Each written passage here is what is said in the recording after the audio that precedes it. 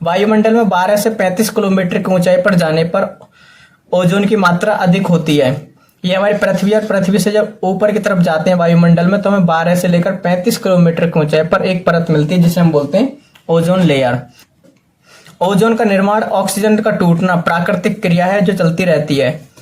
सूर्य से जब किरणें आती हैं तो उनमें पराबैंगनी किरणें होती हैं। यदि वे वायुमंडल से होकर पृथ्वी की सतह तक आ जाती हैं तो बहुत हानिकारक होती हैं। इसलिए पृथ्वी के वायुमंडल में एक सुरक्षा कवच के तौर पर ओजोन परत बनी है जो पराबैंगनी किरणों का अवशोषण कर लेती है, जिसकी वजह से पराबैंगनी किरणें पृथ्वी की सतह तक नहीं आ पाती। ओजोन परतें पराबैंगनी किरणों का क्या करती हैं? इसका मतलब अवशोषण करती हैं वो। ये क्वेश्चन है, इसको अच्छे से याद कर लेना।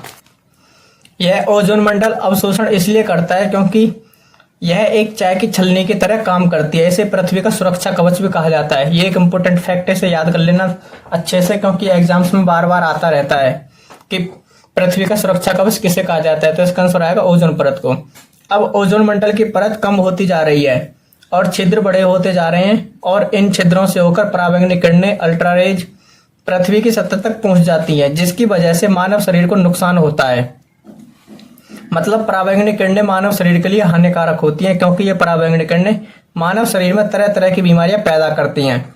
उदाहरण के लिए कौन कौन सी बीमारियां पैदा करती हैं? मोतियाबिंद, कैंसर, ग्लोबल वार्मिंग ये बढ़ जाता है इससे, यानी कि वैश्विक जो तापमान होता है उसको बढ़ा देती है जो कि हानिकारक होता है मनुष्य के लिए।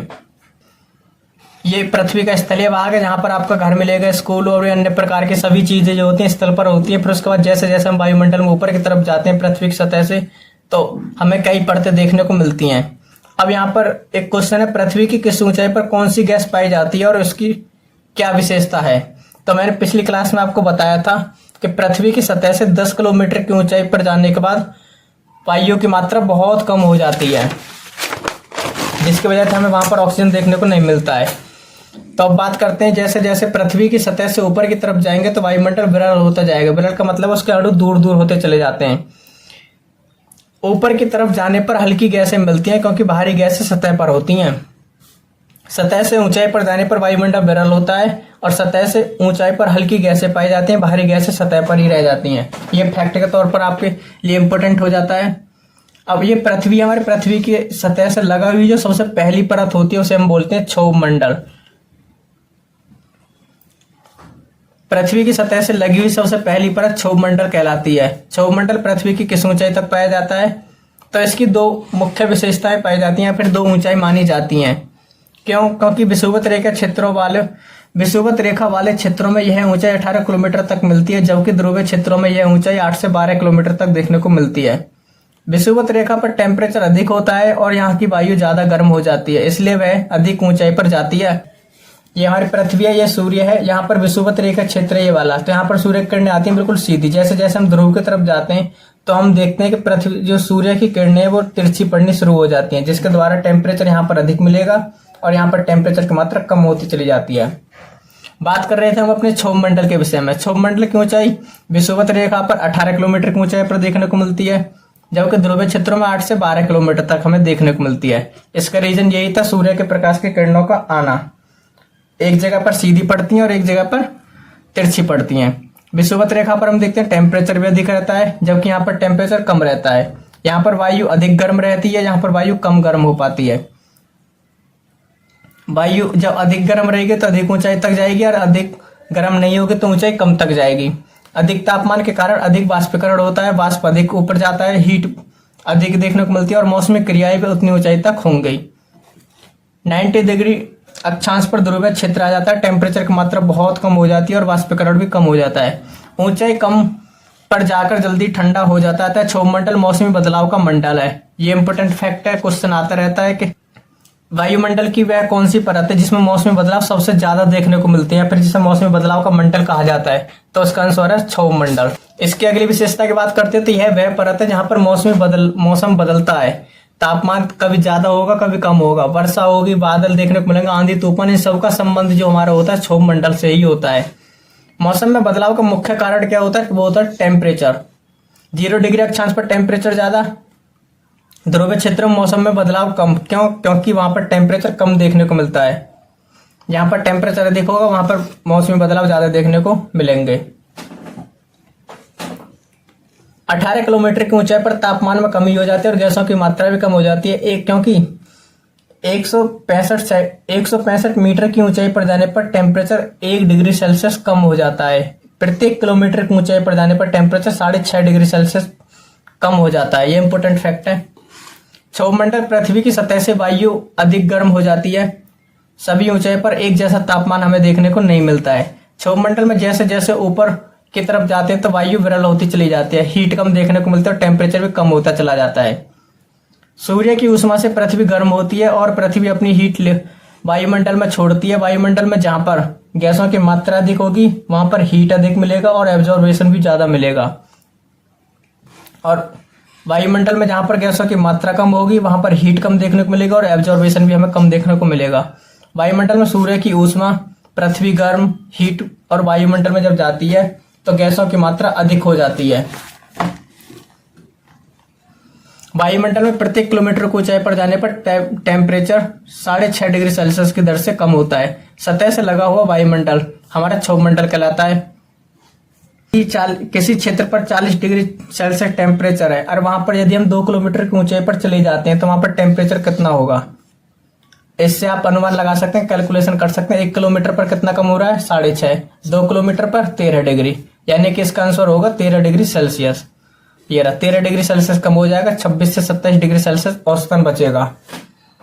पर्वतों का तापमान मैदान की तुलना में कम होता है। वायु और गैस की मात्रा कम होती है, हीट का अवशोषण कम होता है। मैदानी क्षेत्रों में अवशोषण कम होता है। ये हमारा पर्वतीय क्षेत्र है, ये मैदानी भाग है, ये ऊंचा होता है पर्वतीय क्षेत्र मैदानी भाग से। तापमान जब 6.5 डिग्री सेल्सियस प्रति किलोमीटर की ऊंचाई पर कम होता है तो इसे हम सामान्य तापहास या फिर तापमान दर, नॉर्मल लैप्स रेट बोलते हैं। ये इंपॉर्टेंट फैक्ट है। सामान्य तापहास दर का क्या कारण है, वायुमंडल का विरल होना, यानी कि जब वायुमंडल विरल होता है तो वहां पर टेम्परेचर कम होता चला जाता है। पृथ्वी की सतह जैसे जैसे ऊपर की तरफ जाती है तो वायु विरल होती है और पृथ्वी की सतह के संपर्क में पृथ्वी के तापमान में बदलाव आता है, जिसके द्वारा टेम्परेचर अधिक देखने को मिलता है। वायु के तापमान में बदलाव आएगा। क्षोभमंडल पर 2 से 3 किलोमीटर की ऊंचाई पर एटमॉस्फेयर यानी कि वायु ज्यादा होती है और वायु में बदलाव भी ज्यादा देखने को मिलता है। पृथ्वी की सतह के संपर्क पर 1 से 3 किलोमीटर पर वायु घर्षण के प्रभाव के कारण चलती है। सतह पर वायु की गति क्षैतिज होती है अथवा इसे पवन कहते हैं। पृथ्वी की सतह से रगड़ खाकर चलना या फिर आकर चलना उसे हम कहते हैं पवन। अब 2 एग्जाम्पल लेते हैं।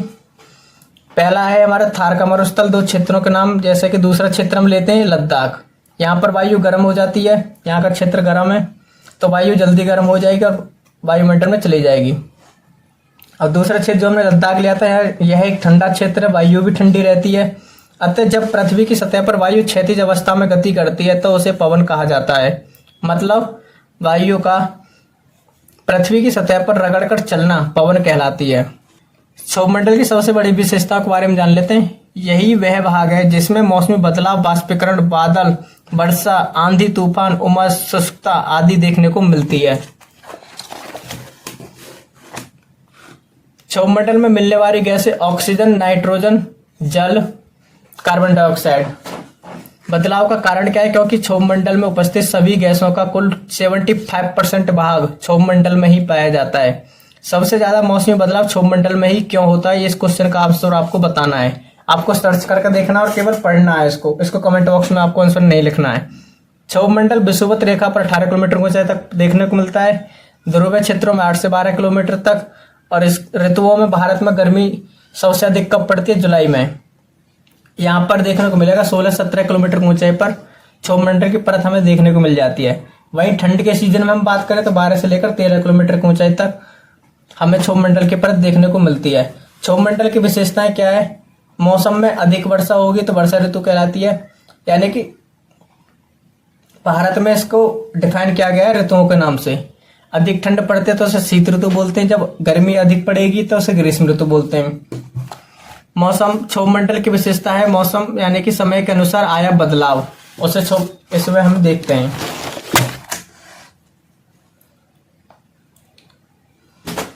अब यहाँ पर बात करते हैं आगे।